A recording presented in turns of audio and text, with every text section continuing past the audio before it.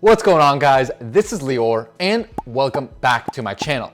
Now in this video, what I thought I would talk about is how to actually provide true value to your buyer clients, right? So whether you got a buyer that's a referral, an online lead, sphere of influence, whatever the source is, right? At the end of the day, people want to work with you as a real estate agent because you provide them some value. So, and this goes beyond just setting them up on your typical MLS search. So what I'm going to do in this video is give you my key tips that I implement in my own business to really show the consumers that I'm working for them and I am the best agent for the job. So with that, let's get at it. What's going on, guys? My name's Lior and welcome back to my channel. Now, before we jump into the meat and potatoes of the video, super quickly, guys, if this is your first time on my channel, first of all, welcome. Second of all, make sure you smash that subscribe button for me.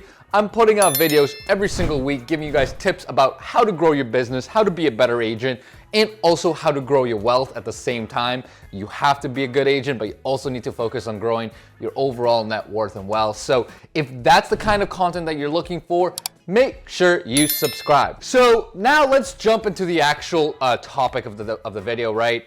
And as I said, right, a lot of us get obviously buyer leads from many different sources, right? Again, it could be just like a referral, sphere of influence, an online lead, open house lead, right? I mean, there's a ton of different ways to get potential buyer clients.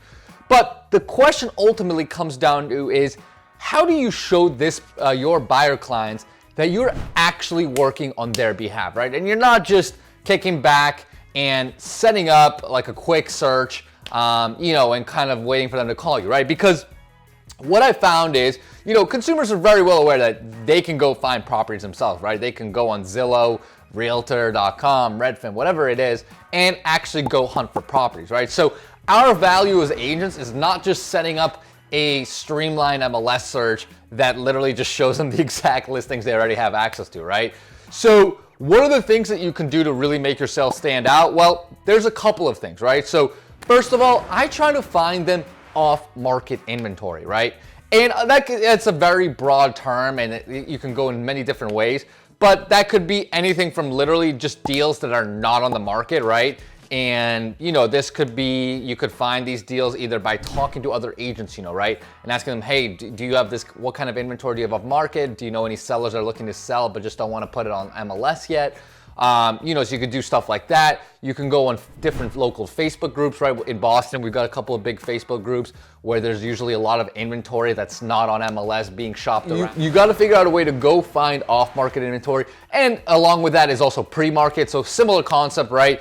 Maybe you know an agent that's going to be listing a condo or a house in a couple weeks, and maybe they will entertain offers before going to a market. And again, same way, right? It's about talking to other agents, asking them what kind of inventory they have that might not necessarily be on the market. It's going on those online groups, figuring out and figuring out where these things are getting posted, right? So figure out a way to find that off-market inventory, right? Because if you can tell a client, hey, like I know we've been searching for a house in XYZ city and with these parameters, and look, an agent just told me that she's got this listing that could be a perfect fit. Like, think about how much of a rock star you're gonna look in front of your client, and especially if it's a good fit, right? I mean, obviously nothing better than putting a deal together, but like just think about from the consumer perspective, how much of like just, you just look like someone that's going to war for them, right? Someone that's looking and hunting for them, and not just kind of taking a back seat and waiting for things to happen.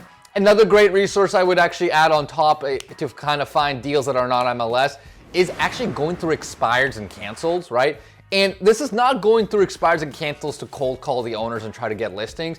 But what I actually do is when I have a buyer with a set specific parameters, right?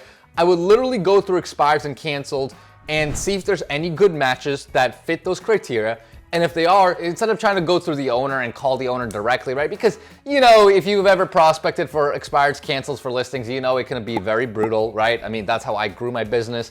So I know very, very well that's a very tough proposition. But so instead of doing that, you can actually just hit up the old listing agent, right? And I've done that, right? I've literally hit up the old listing agent, whether the listing's 6 months old or 18 months old, and just said, hey, do you know if your clients over there are still looking to sell? I've got buyers that I think this would be a great fit for.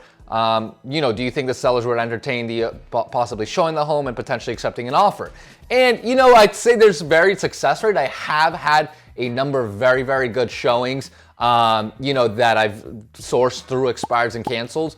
And of course, if you got someone working operations for you, they can certainly help you out with that. You don't necessarily have to be doing that. But again, presenting that to clients and telling them, hey, I went through listings 6, 12, 18 months ago, to try and find you better inventory is, again, just another way to make you look like an absolute killer rock star. Now, the last aspect that I'm going to talk about, besides just finding listings, right, is actually like taking the client through, right, homes and listings.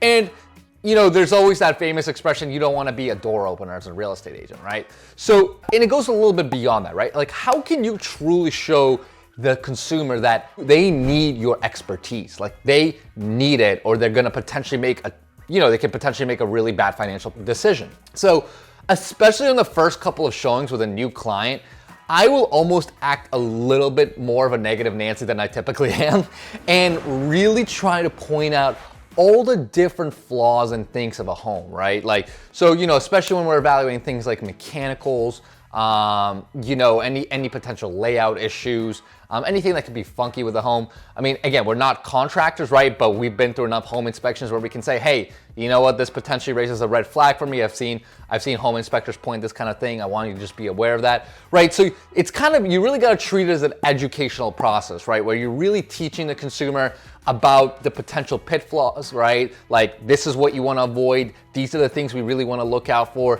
This is the stuff that can cost you money very quickly, or this could be a surprise cost, right? That's the kind of education you really, really want to implement with your buyers, because again, now you're showing them, hey, without my expertise to guide you, like, you could make a bad financial decision, right? And obviously you don't want that, right? You want them to feel like, hey, my agents are like, talk me away from this because, there was XYZ issues with it. And again, that builds up trust. It builds up confidence in the consumer that you're not just working for the commission check, right? You're actually working to help them find the right home, the right deal that's best suited for their interests. And because of that, you'll get a commission check. So those are the things I really try to focus on. Now, I'm not going to go into the whole transactional negotiation thing. Obviously, as agents, if you're not good at negotiating, that's an issue, right? I mean, that's literally part of the job. So obviously you're going to show plenty of value as you're negotiating the offer, guide them through what needs to get accepted and how, with different terms, pricing structures, and all that stuff. But that's like the obvious, right? Like, what I want to really highlight was that initial part of gaining the consumer's confidence, really showing them, hey, I'm here to work for you and I've got your best interests in mind before you even get to the negotiating of a contract, right? Because certainly that's important, but there's a whole lot of steps first where I think we as agents have the opportunity to really build strong rapport and a really strong relationship, right? That can then carry on throughout. So hopefully that helps, guys. Hopefully that gives you guys a couple of ideas to implement next time you're working with buyers. Of course, if you have any questions, just put them in the comments below and I will definitely help you